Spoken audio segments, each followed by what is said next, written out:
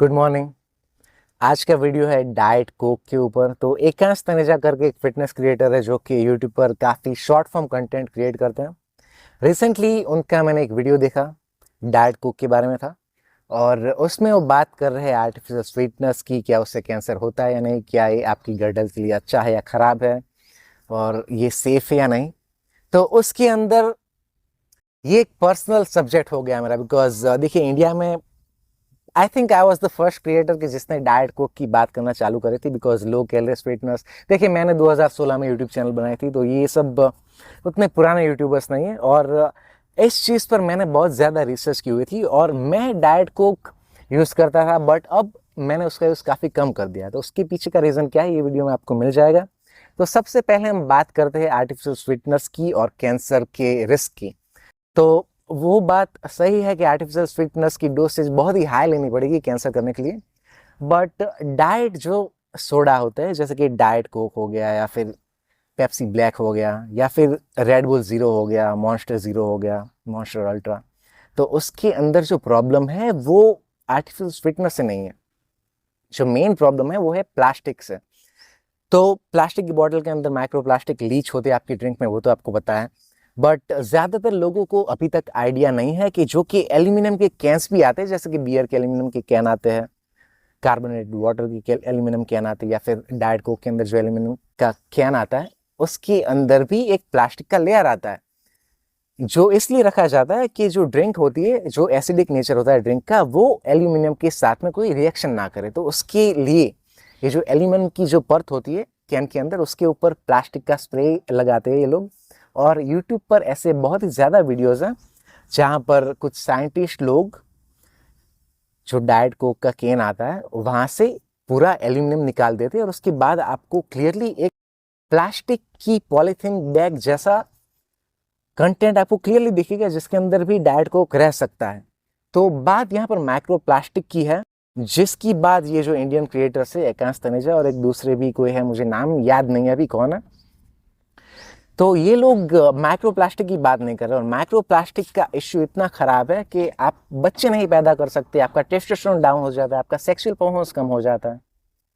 तो जो ये जो मेनली फीचर्स होते हैं, टेस्टोस्टेरोन हमारा हार्मोन है, वो सारी चीज़ें कम होती है।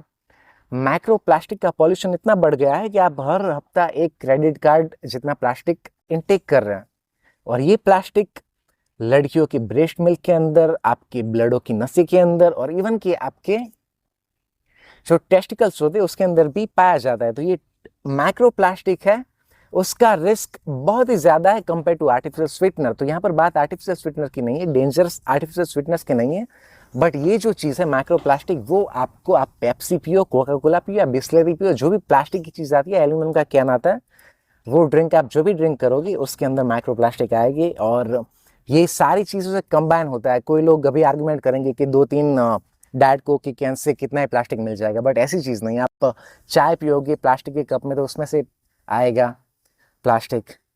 माइक्रोवेव में कुछ चीज़ गर्म करोगे तो वहाँ से भी आपके खाने में प्लास्टिक लीच होगा, ड्रिंक में से आएगा, ग्रीन टी के अंदर से आएगा। तो माइक्रो प्लास्टिक के कारण मैंने डाइट कोक का कंजप्शन काफ़ी कम कर दिया है। और आप भी ये माइक्रो प्लास्टिक की बात को सीरियसली ले, बिकॉज जो माइक्रो प्लास्टिक होते हैं वो एंडोक्राइन डिसरप्टर्स होते हैं, आपके मेल हार्मोन्स के लिए बहुत ही ख़राब चीज़ है ये एक कैन इनफ है तेरी पूरी की पूरी गट हेल्थ को बर्बाद करने के लिए। No, that's not true. उसके लिए तुझे ये सारी की सारी डाइट कोक पीनी पड़ेगी। इनफैक्ट इससे भी ज्यादा, around 16 to 17 cans a day पी सकता है। दूसरी बात आती है गट हेल्थ की। तो एकांश तनेजा का कहना ऐसा है कि आपको गट हेल्थ खराब करने के लिए 16 से 17 डाइट कोक पीने पड़ेंगे। बट देखिए साइंस से सारी चीज़ें आपको पता नहीं चलती है। मैंने खुद डाइट कोक का कंजप्शन काफ़ी ज़्यादा किया हुआ है, तो मुझे पता है कि डाइट कोक से क्या होता है।